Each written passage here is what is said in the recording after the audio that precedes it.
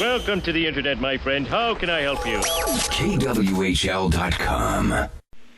Hello. Hey, Tobin, Esperance. Welcome to KWell. How you doing?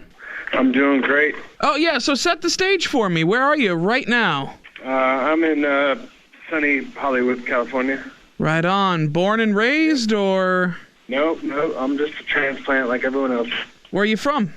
Vacaville, California, which is where the band got started. It's like in between Sacramento and San Francisco, if you will.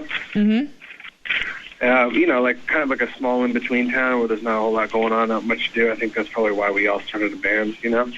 Now tell us about the starts of Papa Roach. Well, we all kind of grew up relatively close to each other.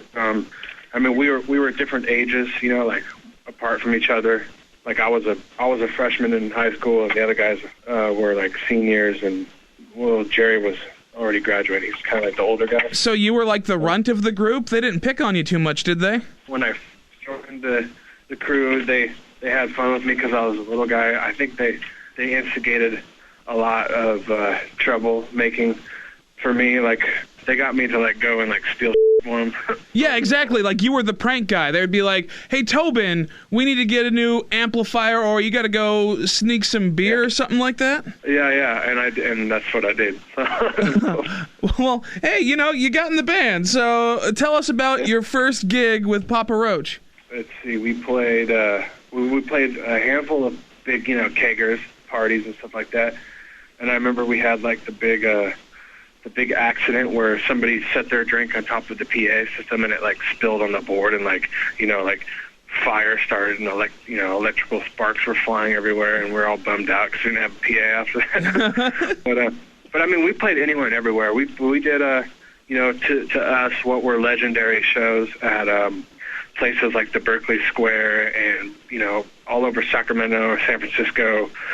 Berkeley, of course, was a place where bands like Primus and Deftones and Green Day kind of got their start. So we were stoked to be playing those places. And when you say legendary, they were just infamous in that there wasn't anybody there, or what happened? No, they would be sold out. These would be small venues, where bands, started out in the Bay Area just getting, a name for themselves. And then, once they would sell these places out, it was like, record labels would start coming and check. It was kind of like the CBGBs, or like, the Whiskey or the Roxy of Northern California, and that's kind of like where we got our start. That was just like what it was all about, was just hustling, like trying to create a scene and, just getting out and playing shows anywhere and everywhere, handing out flyers, making your own demos, just practicing every day, and just the whole fun DIY punk rock about it, So you guys have been touring a lot. What are some of your rules for the road?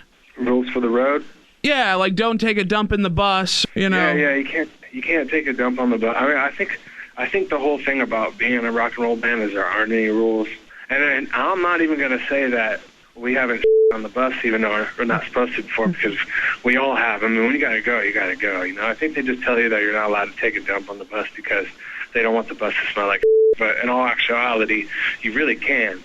It's just that if everybody took on the bus, then the bus would smell like all the time, and nobody wants that, We try to maintain a pretty somewhat clean lifestyle for the most part. We're not like smelly punk rock kids anymore. We like to take showers and now.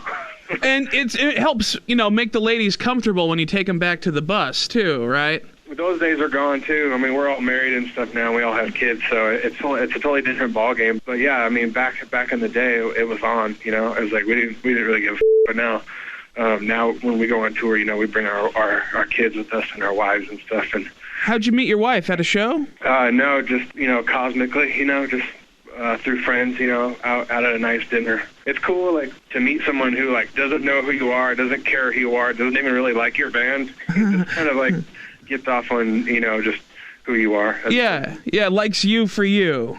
Do you guys still trust each other in the band? Is everyone still really tight in Papa Roach? Yeah, I think that's all we got, That's the one thing that we can really depend on, and I think we're really fortunate because we all grew up together, and we're all very different, as individuals, but we have, a brotherhood, we have a gang, we have a family vibe. We all get along, we all respect each other. We're overall pretty happy, we have fun together. I mean, we spend more time together as a band than we do with our own wives and kids, so it's a good thing that we all get along, It's really important. Well, let's talk quickly about Time for Annihilation. Is there a precedent where it's a live album / studio recording album? I don't know. I mean, it just kind of ended up that way, we really didn't know what to expect. We originally were just planning on doing, a couple of new songs just as a bonus thing, I think that's kind of the norm. People always do that, Mm-hmm. When we were writing for the the extra songs, we just kept going. We just started writing. We had a batch of 5 songs that were pretty decent. We're let's finish these and make them badass, and then treat half of it like it's an EP or something, and maybe we'll get some singles off of it, and our fans will be stoked. And it ended up just kind of tying everything together because we had just celebrated a decade of Papa Roach, on the mainstream, and it kind of was a good way to just show everyone, the past, present, future of Papa Roach. And, it worked. I mean, we toured off of that record for, a year and a half, and so pretty proud of it. We're looking forward to seeing you at Coots on Saturday, and do you have any pre-show rituals in the Papa Roach camp?